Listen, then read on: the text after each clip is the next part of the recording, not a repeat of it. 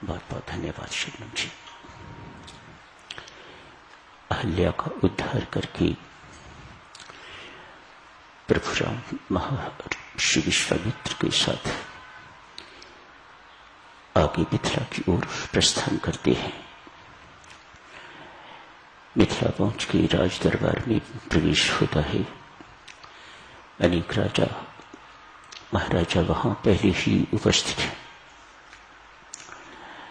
सिया स्वयंवर की शर्त राजा जनक सबके सामने रखते हैं। धनुष वहीं पड़ा हुआ है, शिव धनुष। स्वामी जी महाराज ने रुद्र धनुष लिखा है। आध्यात्मिक दृष्टि से साधक शिव धनुष अभिमान का प्रतीक है। अभी आपने पढ़ा, शर्त तो मात्र इतनी है कि शिव धनुष को उठाया जाए। जो उठाएगा सीता उसके गले में वरमाला डालेगी, उसको अपना पति स्वीकार कर लेगी। महर्षि विश्वामित्र का आदेश ये नहीं था। महर्षि विश्वामित्र प्रभु राम से कहते हैं, उठो राम, इस धनुष को भंग करो, तोड़ दो।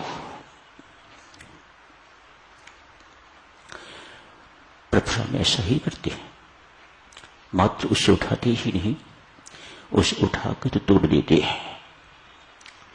संत महात्मा यहां फरमाते हैं, आप चाहते हो कि भक्ति आपके गले में वरमाला डाले, तो आपको अभिमान रूपी धनुष को तोड़ना होगा।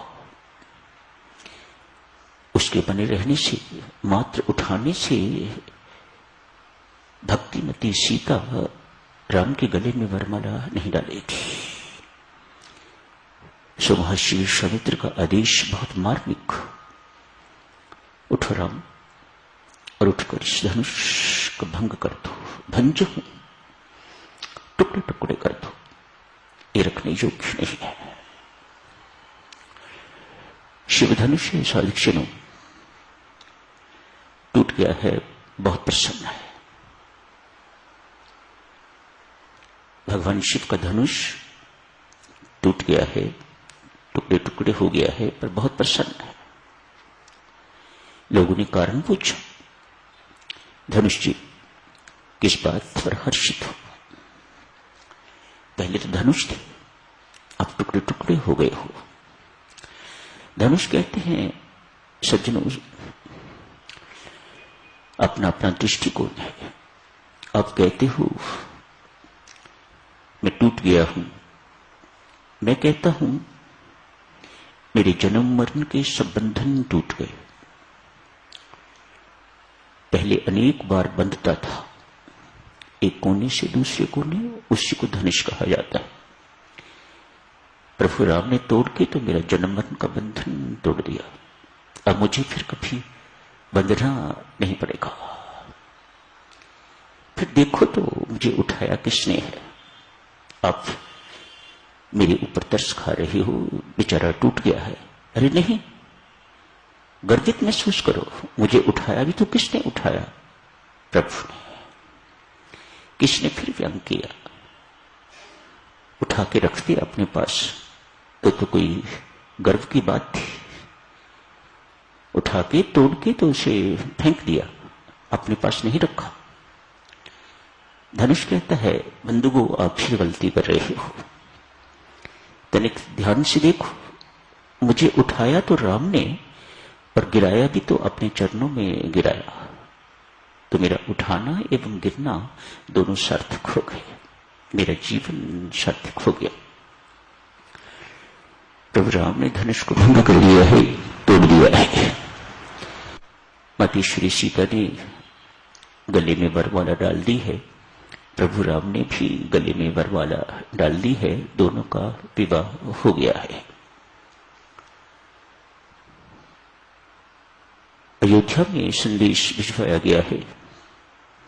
राजा दशरथ को संदेश पहुंचा है, बहुत प्रसन्न है। अयोध्या का वातावरण हर्ष उल्लास से भर गया है।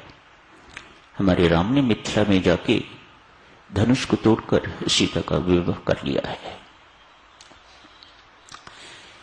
राजा दशरथ भरत एवं शत्रुघ्न को साथ लेके कुछ और महापुरुषों को साथ लेके तो जनकपुरी के लिए रवाना हो गए हैं, पहुंचे हैं वहां पर। आगे सब बारात का आना, कैसे सब कुछ होता है, विवाह इत्यादि हो गया। अगले ही पृष्ठ पे स्वामी जी महाराज लिखते हैं, चारों का विवाह हो गया। लक्ष्मण का विवाह भी हो गया, भरत का भी हो गया, शत्रुघ्न का भी विवाह हो गया। साधक जनों, आध्यात्मिक दृष्टि से इसे देखें तो यही कहोगे ना, प्रभु राम का संबंध जुड़ गया है। किन किन के साथ जुड़ा है? मिथिला के साथ संबंध जुड़ गया है। राजा जनक के प्रभु जो माई बन गए हैं, सीता के सीतापति बन गए, कईयों की जीजा बन गए, कईयों के साथ संबंध भगवान का जुड़ा। प्रश्न उठता है, ये संबंध जोड़ने की परमात्मा से क्या आवश्यकता है? स्वामी जी महाराज फरमाते हैं, शांति प्राप्ति का एकाकी साधन, एकमात्र साधन है भक्ति।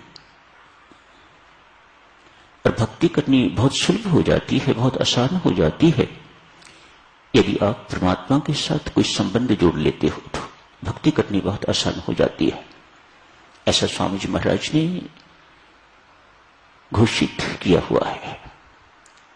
मानो वे मानते हैं कि भक्ति के साथ संबंध और भक्ति के माध्यम से परमात्मा के साथ संबंध अनिवार्य है तो शांति प्राप्त होगी। आज भगवान ने वैसा ही किया है। भक्ति के साथ संबंध अपना स्थापित कर लिया है, उसे अपनी पत्नी बना लिया है। या यूं कहिएगा, मां सीता ने परमात्मा को अपना पति बना लिया है, भक्ति ने भगवान को अपना पति बना लिया है। तो संबंध पति पत्नी का जितना घनिष्ठ होता है इतना और किसी का नहीं। एक घनिष्ठतम संबंध परस्पर स्थापित हो गया है। कहते हैं साधक जनों, जिस वक्त भगवान श्री राम लक्ष्मण जी सहित मिथिला नगरी में प्रवेश किए हैं, उससे पहले पुष्पवाटिका में हो गई थी। सखियों ने वहां भी प्रभु राम के दर्शन किए। मिथिला नगरी ने भी, मिथिलावासियों ने भी प्रभु राम के दर्शन कर लिए। उनके सौंदर्य पर सबकी सब नारियां मुग्ध हो गई। सीता की सखियां विशेष थी। वृद्धा, जवान महिला, अविवाहित, विवाहित, सभी की सभी के मन से एक ही इच्छा, उत्कट इच्छा प्रकट हो रही है, व्यक्त हो रही है। कितना ही अच्छा हो हमारी किशोरी का विवाह इस राजकुमार से हो जाए, ये उनके अंदर भाव उठ रहा है। मानो वे भी आवश्यकता महसूस कर रही हैं कि हमारा संबंध इस राजकुमार, इस परमात्मा से, इस भगवान के साथ जुड़ जाए। यहां साधक जनों, मन में प्रश्न उठता है कि इस संबंध की क्या आवश्यकता है। संत महात्मा कहते हैं, विश्व में करोड़ों की संख्या में लोग, उससे भी ज्यादा होगी। विश्व की क्या बात, भारत की बात ही कीजिए। करोड़ों की संख्या में लोग यहां रहते हैं। कौन मर रहा है, कौन जी रहा है, किसके घर में बीमारी है, किसके ऊपर मुकदमा चल रहा है, किसका घर नष्ट हो गया है, किसका घर बर्बाद हो गया है, हमें कुछ पता नहीं। 2-1 दिन के बाद अखबार में खबर आती है, जो कोई पढ़ते हैं उनको पता लगता है कि हाँ हो गया सो हो गया। अखबार बंद कर दी। मानो उनके दुख की कोई पीड़ा नहीं, उनके सुख का कोई सुख नहीं। क्यों? उनके साथ हमारा कोई संबंध नहीं है।